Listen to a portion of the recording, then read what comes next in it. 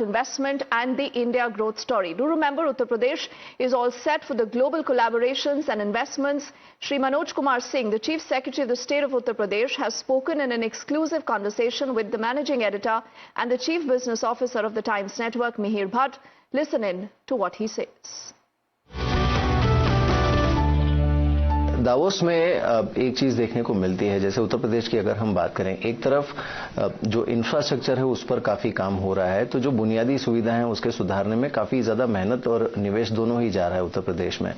Davos जैसी जगह पे ये होता है कि उन परंपरागत कंपनियों के साथ साथ अब जो न्यू एज कंपनीज होती हैं, चाहे वो आईटी, एआई, ब्लॉकचेन, इन सब टेक्नोलॉजी से जुड़ी भी ग्लोबल कंपनीज के साथ आप रूबरू हो सकते हैं, तो उनसे किस तरह का रिस्पांस मिल रहा है? ये एक बहुत ही स्टैब्लिश प्रैक्टिस है और सोच भी है हमारी कि एग्रीकल्चर से हम लोग मैन्युफैक्चरिंग में जाते हैं, फिर सर्विसेज में जाते हैं। पूरी दुनिया ने ऐसा ही किया जो आज की तारीख में विकसित है। लेकिन उत्तर प्रदेश का जो एग्रीकल्चर है वो दुनिया के एग्रीकल्चर से बहुत अलग है। इसीलिए हम लोग चाहते हैं कि एग्रीकल्चर में भी मेजर इन्वेस्टमेंट हो और अब हम एग्रीकल्चर को दूसरे लेवल पर ले जाएं। अभी जेवर इंटरनेशनल एयरपोर्ट बन रहा है, आपने इंफ्रास्ट्रक्चर की बात की। हम लोग जेवर एयरपोर्ट के पास ये बना रहे हैं एक्सपोर्ट के लिए जोन, जिसमें कि दुनिया में कहीं भी एक्सपोर्ट करने के लिए जो ट्रीटमेंट चाहिए, जो टेस्टिंग फैसिलिटी चाहिए, वो एक जगह हो और सारे एग्रीकल्चरल कमोडिटीज, खास करके फ्रूट्स एंड वेजिटेबल्स, वहां से एक्सपोर्ट किया जा सके थ्रू कार्गो प्लेन।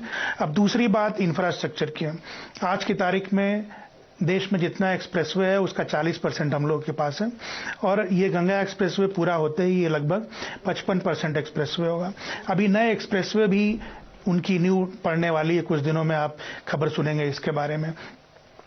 तो एयर कनेक्टिविटी, रोडवेज के लिए एक्सप्रेसवे और इस तरह से हर इंफ्रास्ट्रक्चर के सेक्टर में काफी मेजर इन्वेस्टमेंट किए जा रहे हैं। मैन्युफैक्चरिंग के लिए काफी बड़े पैमाने पर काम हो रहा है और उत्तर प्रदेश एक ऐसा स्टेट है जिसने एक एक्सक्लूसिव पॉलिसी बनाई है फॉरेन डायरेक्ट इन्वेस्टमेंट के लिए और फॉर्च्यून 500 कंपनीज के लिए।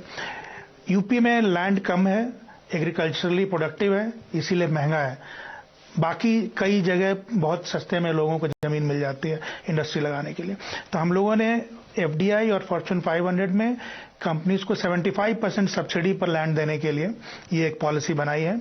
और इसमें सबसे पहला जो कंपनी आया है फूजी सिल्वरटेक, जो यमुना में है। फिर अशोक लेलैंड पहली बार साउथ इंडिया से नॉर्थ इंडिया में आया, वो इलेक्ट्रिक बस बनाने के लिए। तो इस तरह की कंपनीज को हम लोग अट्रैक्ट करने के लिए स्पेशल इनके लिए पॉलिसी भी बना रहे हैं। अब न्यू एज जो टेक्नोलॉजी है उस पे काम करने के लिए एक artificial intelligence centre of excellence बनाया जा रहा है गौतम बुद्ध यूनिवर्सिटी में और उसके लिए 50 करोड़ रुपए का बजट सैंक्शन किया गया शुरुआत करने के लिए। बट उसमें बहुत मेजर प्लेयर्स के साथ एमओयू साइन हुए हैं, जिसमें माइक्रोसॉफ्ट है, गूगल है और सैमसंग है, जिनके साथ मिलकर हम लोग आर्टिफिशियल इंटेलिजेंस पे काम करने जा रहे हैं। और इसमें कई बड़ी कंपनीज इन्वेस्टमेंट भी नोएडा, ग्रेटर नोएडा इलाके में कर रही हैं।